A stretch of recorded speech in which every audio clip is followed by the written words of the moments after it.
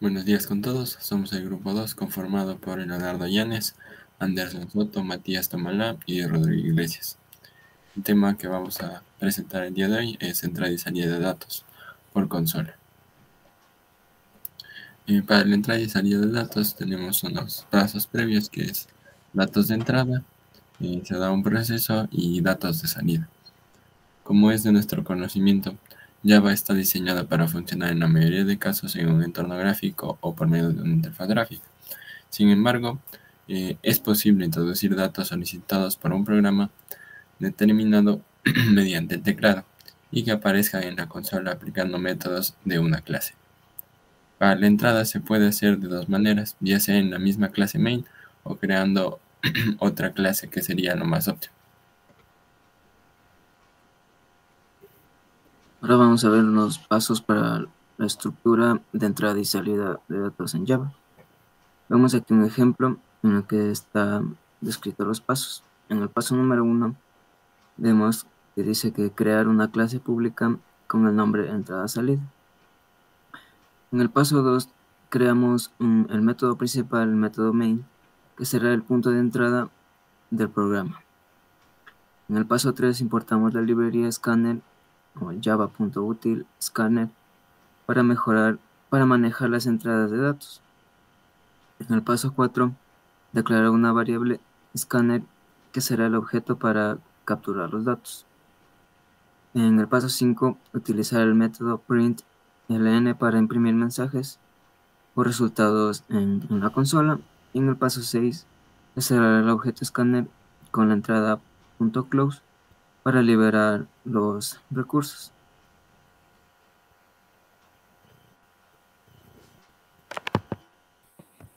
Ahora tenemos una explicación sobre lo que es la clase scanner. ¿Qué es la clase scanner? Es una herramienta común para la entrada de datos en Java. Pertenece al paquete de java.util.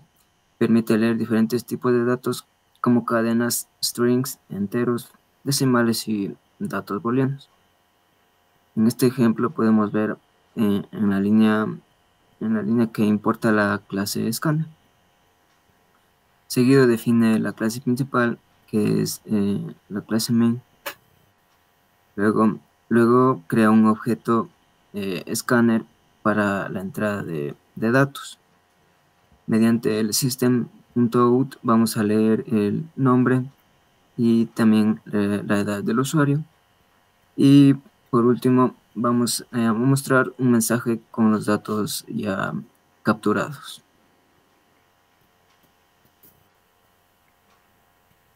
Ok, precauciones al momento de leer datos en Java. Es importante tener en cuenta y cuidado al ordenar la lectura de datos de diferentes tipos en Java, ya que se puede producir errores al momento de combinar enteros o decimales con cadenas. Después de leer un valor numérico con métodos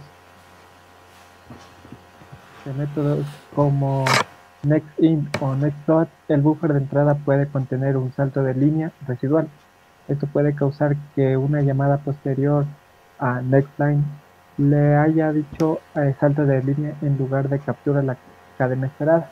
Para evitar errores se recomienda limpiar el buffer antes de leer una cadena utilizando nextLine adicionalmente. También tenemos que la limpieza del buffer, luego de leer un float, se utiliza la lectura nextLine para limpiar el buffer antes de leer un string con nextLine. Y para evitar errores, al no limpiar el buffer, el programa puede no capturar la entrada del usuario como se esperaba y leer datos incorrectos o vacíos.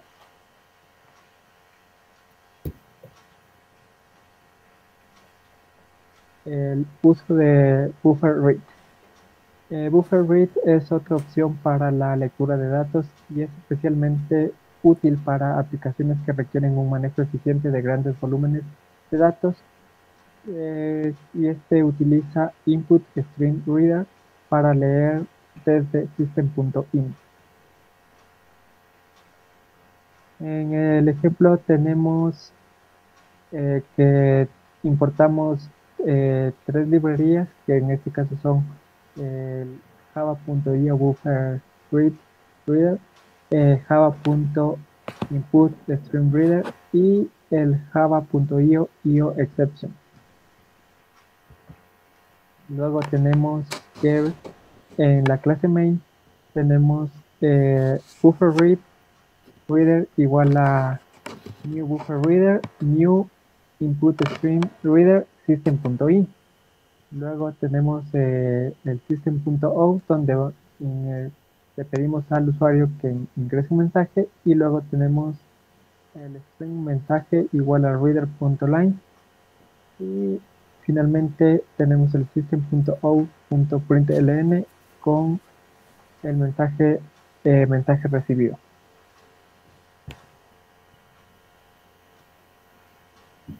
Continuamos con la salida de datos y la escritura de datos por consola. Tenemos el uso del system.out.println. Esto es el método más simple y común para mostrar datos en la consola. Acepta texto y datos variables, lo que permite mostrar mensajes, resultados y diferentes tipos de datos. También tenemos el system.out.printf. El método printf permite controlar el formato de salida, especialmente útil cuando se requiere una presentación organizada de los datos, como tablas de valores numéricos con un número específico de decimales.